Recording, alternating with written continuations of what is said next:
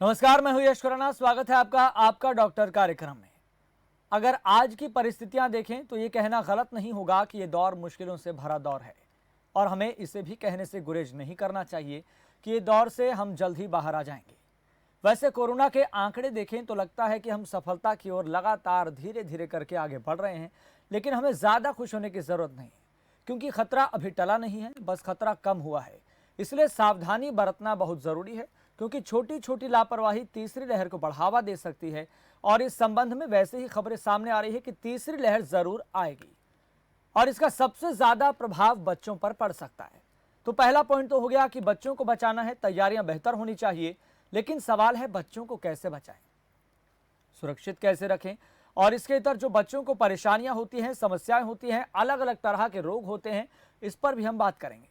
जैसे बच्चों में हार्मोनल चेंजेस कितना इफेक्ट डालते हैं, बच्चे हेपेटाइटिस से किस तरह से बच सकते हैं, क्या सावधानी बरतनी चाहिए, बच्चों को मौसम परिवर्तन के बाद होने वाली समस्याओं से कैसे बचाएं, बच्चों को बैक्टीरियल साइनस से कैसे बचाएं, बच्चों को डायबिटीज, एंग्जाइटी, डिप्रेशन और टाइफाइड से कैसे बचाएं, बच्चों को पीलिया हो जाने पर क्या उपाय करें। इन तमाम सवालों पर हम चर्चा करेंगे। इस विषय पर हमारे साथ बात करने के लिए होंगे child specialist doctor Awadhesh Pandey.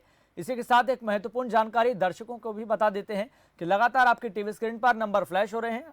आप इन नंबरों पर कॉल कर सकते हैं, डॉक्टर से सलाह ले सकते हैं, परामर्श ले सकते हैं। इस विषय से जुड़ा अगर आपका कोई भी सवाल है तो आप सवाल पूछ सकते हैं। लगातार आपके टीवी स्क्रीन पर नंबर फ्लैश हो रहे हैं। विषय यही है कि बच्चों को रोगों से कैसे बचाएं, बच्चों को निरोग और स्वस्थ कैसे रखें, और बच्चों को होने वाली समस्याएं किन किन तरह की होती है और उनसे किस तरह से बचा जा सकता है, क्या उपाय हो सकते हैं। और आज के दौर में देखेंगे तो कोरोना काल है, आपदा काल है, संकट काल है, और ऐसे में तो और ज़्यादा बच्चों को सुरक्षित रखना बेहद ज़रूरी हो जाता है। इस पर हम चर्चा करेंगे, तमाम पहलू होंगे, तमाम सवाल होंगे, डॉक्टर से ही सीधा हम पूछेंगे ताकि आपको भी सही उत्तर मिल सके। आप कार्यक्रम का सिलसिला आगे बढ़ाते हैं। आपको बता देंगे हमारे साथ child specialist doctor Awadhesh Pandey जुड़ गए हैं। डॉक्टर अवधेश पांडे, आपका बहुत बहुत स्वागत है खबर फास्ट पर। नमस्कार खुराना जी, अवधेश पांडे जी, मेरा सबसे पहला बुनियादी सवाल यह है, चूंकि कोरोना काल है, आपदा काल है, संकट काल है, और इसमें लहरें भी देखने को मिल रही है। अब तीसरी लहर को लेकर आशंका जाहिर की जा रही है कि तीसरी लहर का सबसे ज़्यादा प्रभाव बच्चों पर पड़ेगा। तो मेरा सबसे पहला बुनियादी सवाल यही है कि तीसरी लहर कितना कहर बरपा सकती है। देखिए, अभी जो पहली लहर आई थी, पहली लहर में मोस्टली बुजुर्गों पे असर पड़ा था जी, जो भी 60 साल के ऊपर थे सबसे ज्यादा उन पे इफेक्ट आया था। इसके बाद तब तक आपकी वैक्सीन तैयार हो गई। सेकेंड वेव पे 35 पे 50 साल वाले सबसे ज्यादा अफेक्टेड हुए जी। अब क्या है कि अब आपकी वैक्सीन 18+ को तो लग रही है, लेकिन बिलो 18 पूरा ही असुरक्षित है जी। तो टोटल पीडियाट्रिक पॉपुलेशन अभी असुरक्षित है जी। इसलिए इस बार जो हम लोग प्रेडिक्ट कर रहे हैं कि सबसे ज्यादा असर अगर आएगा तो पीडियाट्रिक पॉपुलेशन पे ही आएगा जी। चूंकि आप चाइल्ड स्पेशलिस्ट हैं, बहुत गंभीरता से और बहुत बारीकी से इन सब चीज़ों को समझते हैं, तो ऐसे में अगर देखा जाए तो हम बच्चों को किस तरह से सुरक्षित रख सकते हैं, उनको कैसे बचाएं, डाइट प्लान क्या होना चाहिए।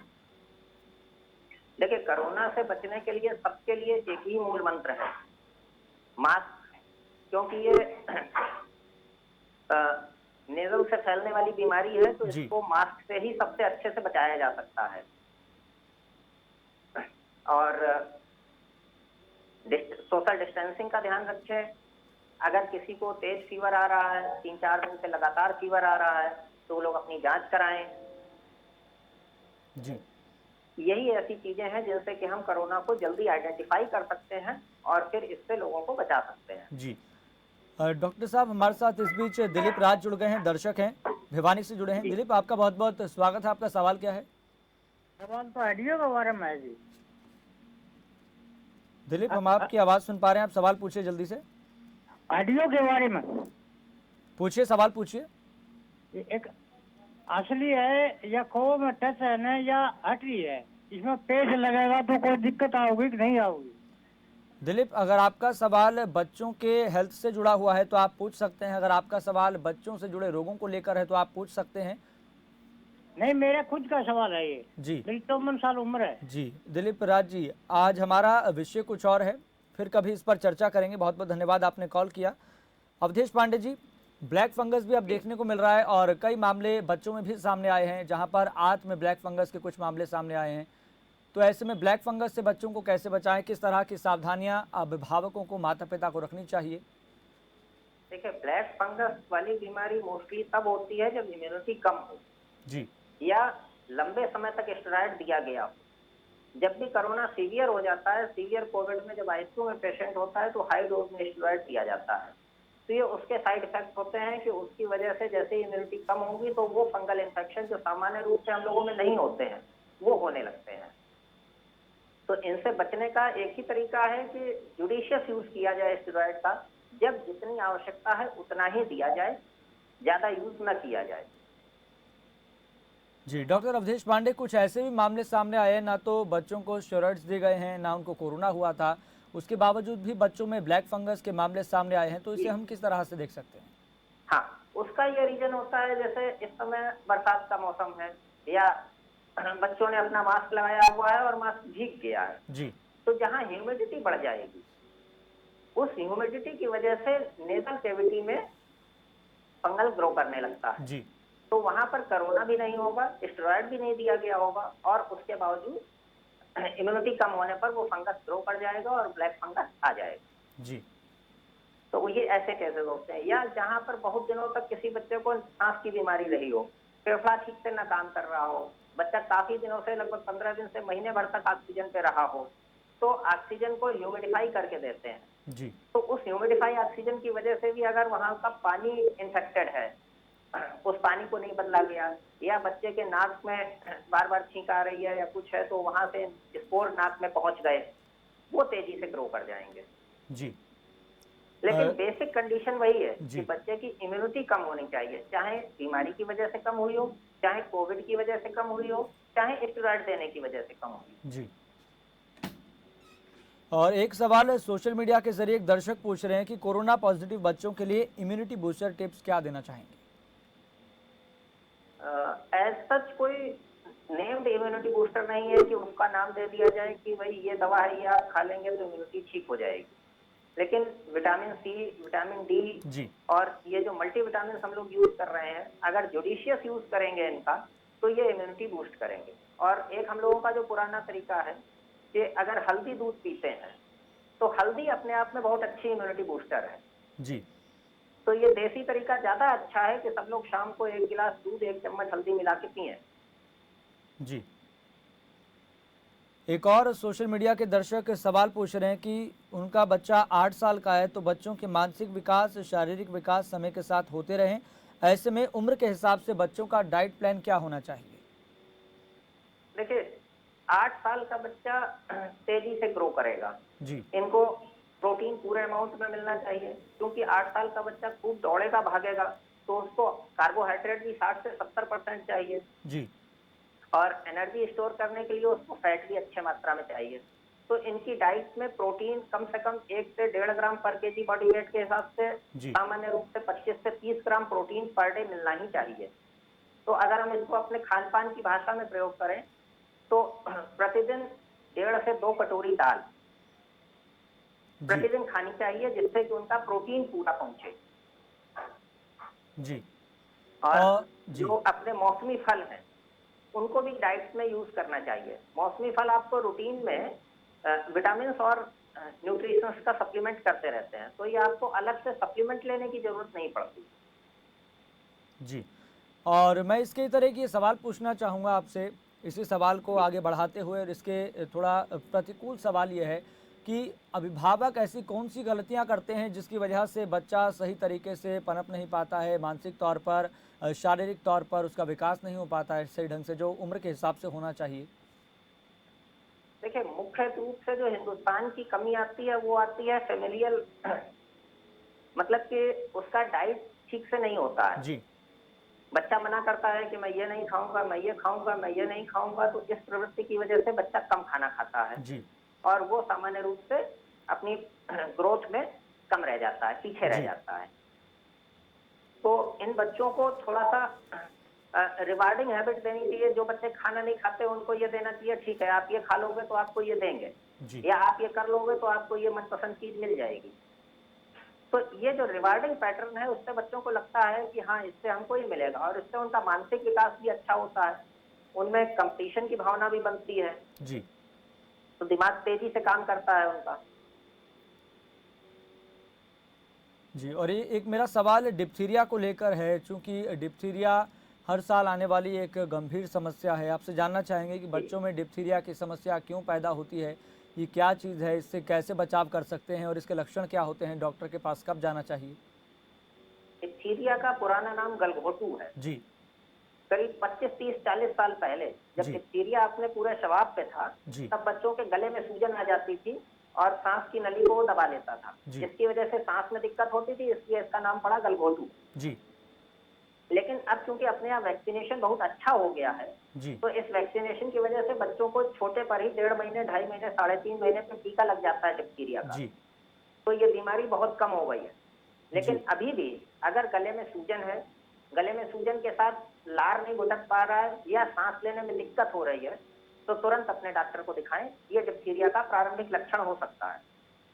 जी डिप्थीरिया में सामान्य रूप से जब डॉक्टर देखता है तो उसको अंदर एक मेम्ब्रेन दिखाई पड़ती है, उसी से डिप्थीरिया की जांच करा के पहचान की जाती है कि ये डिप्थीरिया है या केवल टॉन्सिल फूले हैं। जी। लेकिन डिप्थीरिया में सांस की दिक्कत सबसे ज्यादा होती है, जी और सामान्य रूप से ये दिक्कत छोटे बच्चों को ज्यादा होती थी, जी। 1 साल से 2 साल तक के बच्चों। जी लेकिन वैक्सीनेशन के कवरेज के अच्छा होने की वजह से अब डिप्थीरिया बहुत कम मिलता है।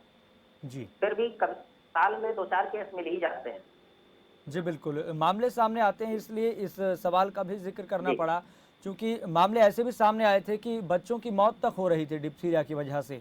तो क्या ये जानलेवा कब बन सकती है? क्या वो कारण होते हैं, क्या वो लापरवाहियाँ होती है जिसकी वजह से ये जो समस्या है ये जानलेवा हो जाती है? डिप्थीरिया एक जानलेवा बीमारी है क्योंकि इसका इलाज कठिन है। एडीएस जी लगाया जाता है, एडीएस बहुत आसानी से अवेलेबल नहीं होता है। कुछ सरकारी अस्पतालों में अवेलेबल है, बाकी एडीएस की कास्ट ज्यादा है। जी इसकी जो दवा है इसकी कास्ट ज्यादा है, इसकी वजह से इसका इलाज कठिन हो जाता है। दूसरा, इसकी डायग्नोसिस जल्दी नहीं बन पाती है। गांव जी में है, बच्चा खाना नहीं खा रहा है, मुंह से थूक नहीं निकल पा रहा है, तो वो अपना गांव में इलाज करा रहे हैं, डॉक्टर के पास लेट पहुंचते हैं।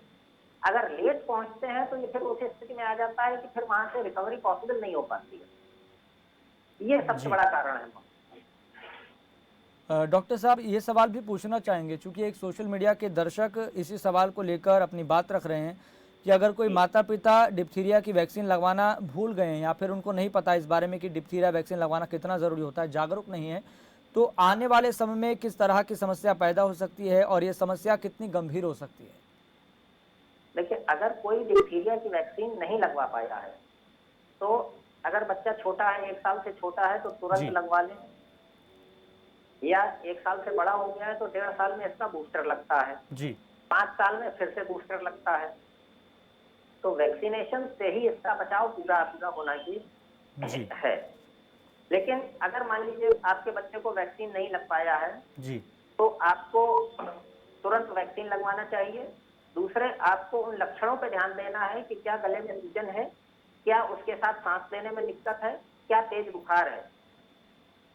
डिप्थीरिया में ये तीनों चीजें होती हैं कि जी। तेज बुखार आएगा, गले में सूजन आएगी और उसी के साथ सांस लेने की दिक्कत शुरू हो जाएगी। और ये इतनी तेजी से प्रोग्रेस करता है, कभी कभी 2 से 3 दिन में बच्चे की सांस फूलने लगती है।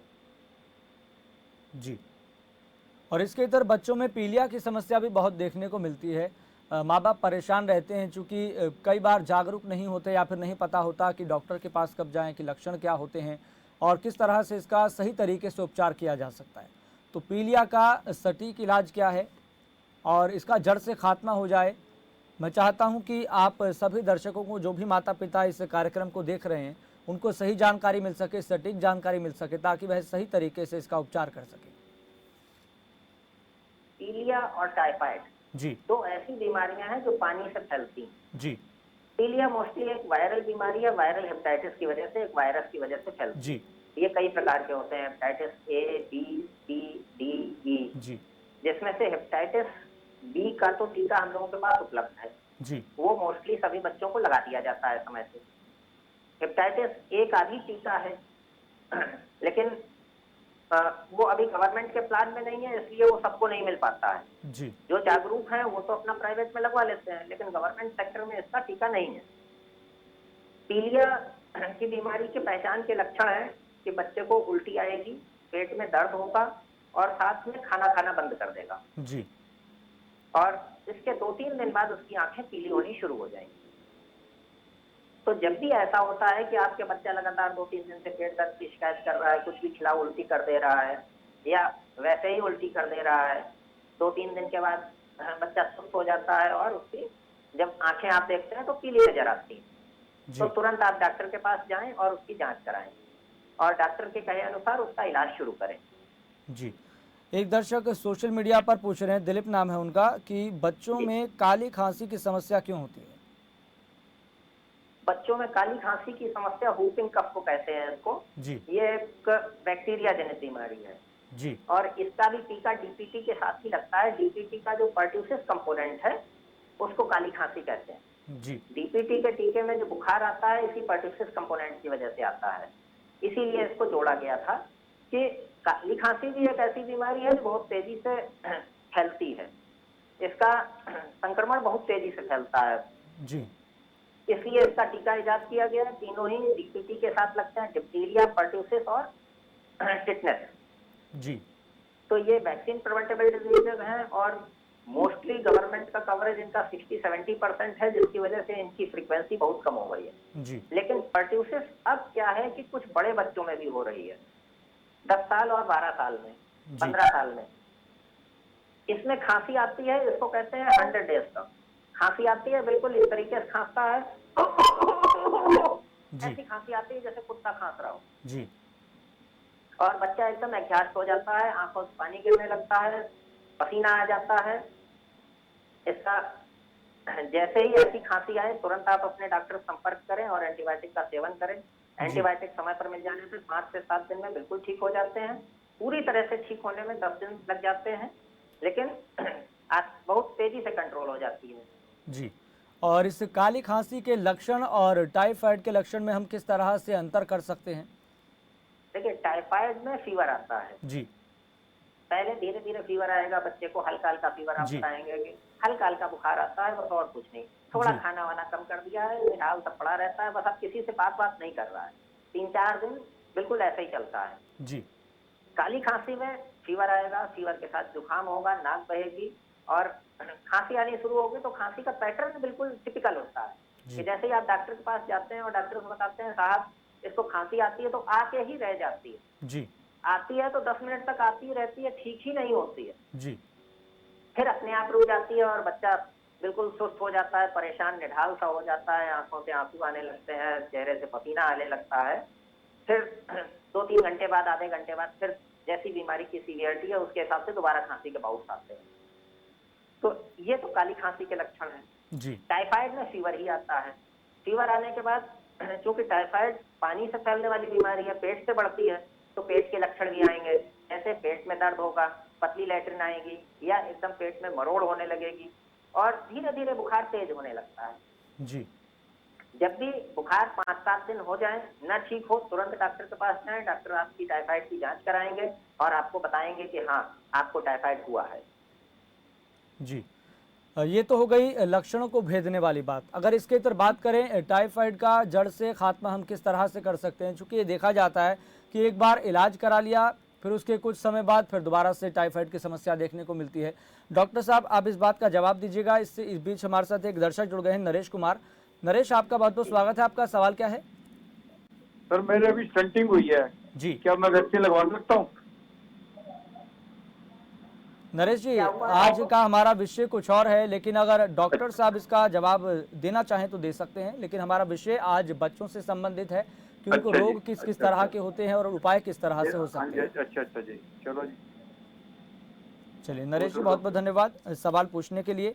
अवधेश पांडे जी, हम बात कर रहे थे कि टाइफाइड और हमने काली खांसी के लक्षणों को तो जान लिया और भेद कर लिया कि हम किस तरह से हम लक्षण को भेद सकते हैं, जान सकते हैं। लेकिन इसके इतर टाइफाइड की हम समस्या को लेकर बात कर रहे थे कि एक बार अगर हो जाता है फिर इलाज हो जाता है, फिर ठीक हो जाता है, लेकिन कुछ समय बाद, कुछ सालों बाद दोबारा से देखने को मिलता है बच्चे के भीतर टाइफाइड की समस्या फिर हो जाती है। हाँ, टाइफाइड में कभी कभी बार बार होता रहता है। कारण ये है कि टाइफाइड पानी से फैलने वाली बीमारी, जी तो जो हम लोगों के यहाँ पानी की सप्लाई होती है, अगर उस पानी में कहीं फीकल का कंटामिनेशन हो रहा है, जी उसमें कहीं सीवर का पानी मिल रहा है या कहीं कंटामिनेशन हो जा रहा है लाइन में, या हम लोग जैसे बच्चे हैं, बच्चे लेटरिन जाते हैं, लेटरिन जाने के बाद अच्छे से हाथ नहीं धोए और उसके बाद खाना खाने लगे या उन्हीं हाथों से बिना गिलास लिए वैसे ही पानी पी लिया, तो उन बच्चों को या उन लोगों को जहाँ पानी कंटामिनेशन ज्यादा हो रहा है, वहां पर टाइफाइड बार बार होने की संभावना होती है। जी इसका अच्छा इलाज है कि हम लोग पानी को प्योरीफाई करके पिएं